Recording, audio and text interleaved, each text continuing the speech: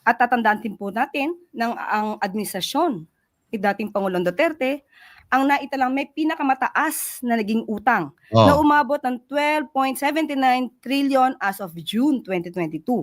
boom. Yun, mga kababayan, no, maliwanag pa sa sikat ng araw na si dating Pangulong Tatay Digong ang dahilan, mga kapatid, kung bakit umabot ng 16 trillion, mga kababayan, ang kabuang utang ng bansang Pilipinas. Ito, may isi-share ako sa inyo, mga kapatid, para sa mga ibang mga kababayan natin na hindi pa alam yung totoo, no, patungkol sa estado ng utang ng bansang Pilipinas. Ito, mga kapatid, sana malinawan kayo dito. Si-share ko sa inyo to. Wait lang. Yan. So dito kasi, mga kapatid, magsimula tayo dito, mga kababayan, sa panahon ni former President Noynoy Aquino. Ito, na-share ko na to dati, na-content ko na to, pero ulitin natin, mga kababayan, para maging malinaw, no, sa taong bayan kung sino nga ba ang naglugmok sa Pilipinas sa may sa pinakamalaking utang, mga kapatid. Dahil dito, mga kababayan, dito po talaga natin makikita na si Tatay D ang siyang dahilan, mga kapatid, kung bakit umabot ng 16 trillion yung utang ng ating bansa. During sa time ni Noynoy, mga kababayan, umabot po ng 5.94 trillion, mga kapatid, ang utang ng Pilipinas, no?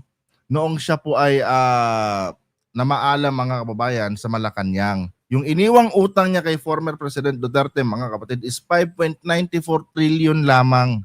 No, take note, guys, ganun lang kaliit ang utang ng ating bansa noon, mga kapatid. Pero ngayon, mga kababayan, noong naupo si dating Pangulong Rodrigo Duterte, mga kapatid, nangutang po siya, mga kababayan, ng 6.85 trillion, mga kapatid. 6.85 trillion po ang inutang ng dating Pangulong Duterte, mga kababayan, from 2016 to 2022. Kaya yung dating 5.94 trillion, mga kapatid, na utang, no, ng Aquino administration, naging 12 trillion, 12.79 trillion, mga kababayan, no? Ito yung utang, mga kapatid, ng bansang Pilipinas na sinalo, no, ni President Marcos noong maupo siya sa Malacanang. Biruin nyo, mga kababayan, from 5.94 trillion, mga kapatid, no, dinoble po, sobra pa sa doble, mga kababayan, ang inutang ni Digong noong siya ang naupo, mga kapatid, 6.85 trillion. And according nga dito sa datos, mga kababayan, no, 115% yung naging increase ng utang ng Pilipinas. Dumoble, mga kapatid. Oh, di ba, mga kababayan? Tapos itong si Sara, mga kababayan, kini-question niya ang presidente, no, si President BBM, kung saan napunta itong 16 trillion na utang. No, bakit wala daw nakikitang mga projects, mga kapatid, sa Marcos administration? 'Di ba? Nagtatanga-tangahan ang ating Vice Presidente, mga kababayan. Sorry for the word, mga kapatid, May warning na tayo diyan kay YouTube.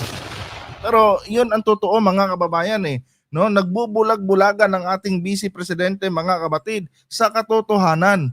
Or gaya nga ng sabi ko sa inyo, alam ng ating Vice Presidente yan, mga kababayan. Kanya nga lang, mga kapatid, ginagaslight lang niya ang taong bayan, no, para mas lalong magalit, mga kababayan, sa kasalukuyang administrasyon. Nililin lang niya, minimislead niya, mga kapatid, ng ating pinakamamahal na Vice Presidente, ang ating mga kababayan. Biruin nyo, no, hindi man lang niya magawang sabihin. Ito kasi, mga kababayan, sa Australia to yata sinabi ni Sara, no? Doon niya yata question ang ating gobyerno kasi pumunta nga siya doon, mga kapatid, kahit hindi sila welcome. Pumunta pa rin sila, mga kababayan. Doon, mga kababayan, nagbibida-bida siya. Tapos, kini-question nga niya, umabot daw ng 16 trillion ang utang ng Pilipinas, no, dahil daw kay PBBM, nalubog tayo sa utang. Pero, mga kapatid, hindi niya binanggit doon, no, sa pagbisita niya sa Australia, mga kababayan, na itong 16 trillion na utang ng Pilipinas ang may pinakamalaking partisipasyon dito, mga kababayan, sa 16 trillion na to ay ang kanyang ama. Kasi yung kanyang ama, mga kababayan, dinoble, no, ang utang ng Pilipinas noong naupo itong presidente. Oh, 'di ba? Ganon sila mag-mislead sa taong bayan, mga kapatid. 'Di ba? Kung ikaw ay walang alam, no, hindi ka particular dito sa mga ganitong bagay ng ating gobyerno, mga kapatid, mapapatanong ka na lang, ano? Oo nga, ano, grabe naman, hindi pa pinapanganak yung apo ko. Yung apo ko sa tuhod, hindi pa lumalabas sa tiyan ng apo ko. No, may utang na kaagad siya. 16 trillion, grabe, ang laki naman. 'Di ba? Pero mga kapatid, kung ikaw ay mahilig mag-research, malalaman mo kung totoo ang sinasabi ng ating pinakamamahal na Vice Presidente. Kasi mga kababayan, may datos. Di ba? May datos, mga kapatid. Tulad na lang dito.